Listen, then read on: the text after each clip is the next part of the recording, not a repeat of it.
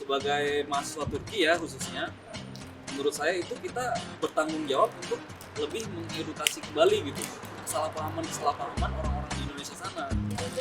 Habibie siapa tuh gitu, siapa tuh. Kalau bangga, gue jujur ya kayak oke.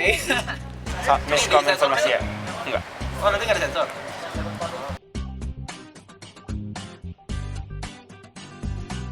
Assalamualaikum warahmatullahi wabarakatuh. Perkenalkan, nama saya Bayu Haji Nugraha.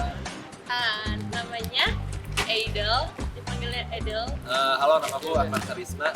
Nama aku Gitsa. Nama Sultan, Sodi pada Mutiara. Teman-teman biasa manggilnya Sultan. Pernah dengar ya? Kalau nggak salah di Belanda ada, di Maroko dan di Mesir. Itu yang gue tahu ada nama jalan yang namanya Jalan Soekarno. Nah, oke. Dan yang terbaru juga di Turki ini di antara Rencananya ya? Pernah denger tapi nggak ingat. Boleh? Pernah dengernya apa tuh? Yang kayak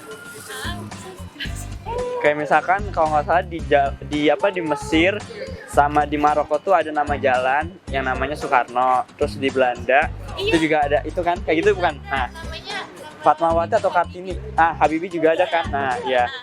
Aku Nah, pernah denger itu. pernah dengar kan? Yang baru-baru ini nih, yang di Ankara ada Jalan Soekarno. Rencananya ya. Di Rusia juga ada Masjid Soekarno. Terus di Belanda ada Jalan Munir, Jalan Era Kartini, Jalan Muhammad Hatta. Itu aku tuh di Portugal juga adalah beberapa kayak pajangan atau kayak di lantai gitu ada gambar Indonesianya gitu loh. Kalau baca di artikel atau denger mungkin pernah, tapi kalau secara langsung belum sih. Mungkin bisa disebutin tuh contohnya kayak apa tuh? Ya mungkin ya habis rame kemarin ya, ada pertukaran dua nama diplomasi antara Indonesia sama Turki. Perencanaannya ya. Perencanaan. Oh mungkin yang terbaru ini di Jalan Soekarno. Itu masih rencana atau apa tuh? juga ada, Oh, udah ada. sudah ada pelangnya kan? Atau pernah di Belanda ada jalan di Maroko, ada jalan Soekarno juga, Nggak tahu itu, ada jalan Kartini gitu. nggak tahu. Kata ya. Oke. jadi kita sebagai orang Indonesia punya kebanggaan gitu, ada nama tokoh kita digunakan sebagai nama jalan di luar negeri gitu. Nah, oke. Iya agak kayak bangga karena kayak orang masih tanya kayak B.J. Habibie siapa tuh gitu, siapa tuh. Jadi orang penasaran juga, oh itu siapa tuh? Jadinya nyari tahu gitu. Jadi cari tahu terus tahu tentang negara kita. Bener ya. Rasanya sih kayak wah ternyata kita tuh walaupun beda-beda tapi bisa saling menghargai yang beda bangsa gitu loh. Dan gue juga kayak lebih wah jadi kita juga harus menghargai ini kayak bangsa lain gitu. Oke. Kalau bangga, gue jujur ya kayak oke. Yang aku rasain ya pastinya bangga ya karena itu juga bisa memperkuat hubungan diplomasi antara dua negara. Jadi aku senang banget sih kalau seandainya banyak pertukaran budaya itu dilakukan antara Indonesia dengan negara-negara di luar negeri. Ya bangga pastinya, karena mungkin itu termasuk juga representasi sebagai hubungan diplomatik yang baik antara dua negara. Tanggapan gue ya untuk penamaan jalan ini, kayaknya untuk di Indonesia penamaan jalan yang nama bapak sini ya itu karena sekarang nih hubungan Indonesia dengan Turki itu sedang mesra-mesranya ya. Kayaknya di puncak kemesraan ya, karena sebelum-sebelumnya itu hubungan Indonesia dengan negara Turki ini nggak semesra ini gitu. Bila dari kemarin tuh pas pertemuan Menteri Luar Negeri itu kan bukan cuma jalan itu aja yang diajukan gitu. Dari pertemuan itu menghasilkan juga kayak visa warga Indonesia gratis gitu, terus juga vaksin di Indonesia disetarakan dengan vaksin ini dan segala macam gitu. Itu cuman tambahan aja gitu. Dan berikutnya menurut gua untuk penamaan jalan ini bagus sekali gitu untuk mempererat hubungan diplomasi antara Indonesia dan Turki, karena di Turki pun pakai nama Jalan Soekarno yang tadi dibahas kan. Dan untuk yang kemarin ramai di Indonesia menurut gue itu cuma kesalahpahaman aja. Kesalahpahaman. Karena sumber-sumber yang tersebar di Indonesia itu masih kurang bisa dipertanggungjawabkan gitu keasliannya. Nah, ini perencanaan penggantian nama jalan nih dengan tokoh penting dari negara asalnya. Contohnya yang sekarang yang di Indonesia dan Turki. Tanggapan lu kayak gimana tuh? Gak masalah sih kayak nama jalan gitu.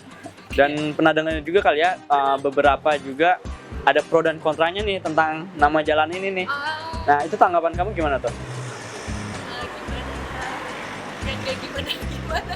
Karena pasti ada orang yang setuju dan enggak gitu loh.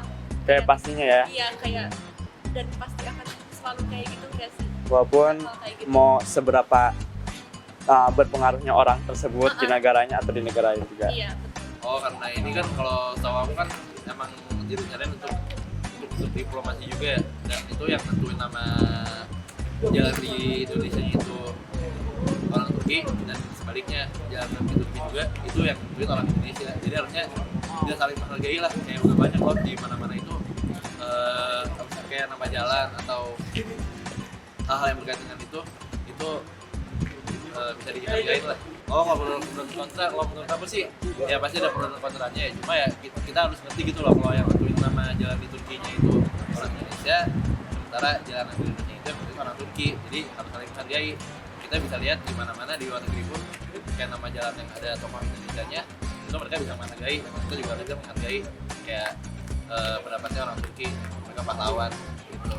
Kayak misalkan pro dan kontra, kayak misalkan nih, mungkin di nama-nama jalan di Indonesia pun ada lah yang mungkin kalian nggak setuju atau kurang suka sama tempat itu, tapi masih tetap ada gitu loh. Sementara yang ini sampai final banget, sebenarnya jujur ya apa sedih sih, karena orang-orang juga kebanyakan yang makan hoax ya. Penuh pro dan kontra. Maksudnya kayak ini menjurus ke satu isu gitu ya? Iya, isu yang terbarukan ini. Yang terbaru kemarin lagi Iya. rame, yang gak ada masalah sih kenapa gitu.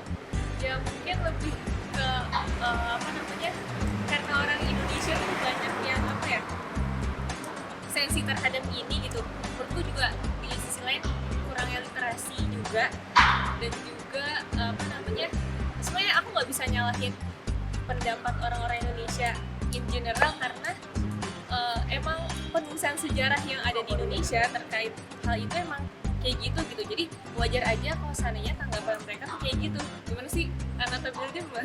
Kayak gitu. Oke. Jadi ya contoh yang mudah aja kalau seandainya orang Indonesia itu nulis orang Belanda sebagai penjajah, tapi kebalikan, orang Belanda itu menulis mereka dalam sejarah mereka pahlawan buat Indonesia gitu, karena ya memajukan secara iklim, secara infrastruktur dan lain sebagainya kayak gitu. Jadi mereka mengajarkan di sisi lain kita mereka Dapetin sebagai penjajah. Kayak gitu. Kalau sebanyak yang aku kenal, karena saya aku kenal kebetulan juga kan pernah tinggal di asrama, dan juga mereka tuh kurang banyak tahu gitu tokoh-tokoh di Indonesia. Mungkin beberapa sedikit dari tahu seperti yang dikatakan mereka yang ada di Sumatera, mungkin sampai terdengar juga harum di sini namanya. Cuman nggak semua orang-orang sini tahu.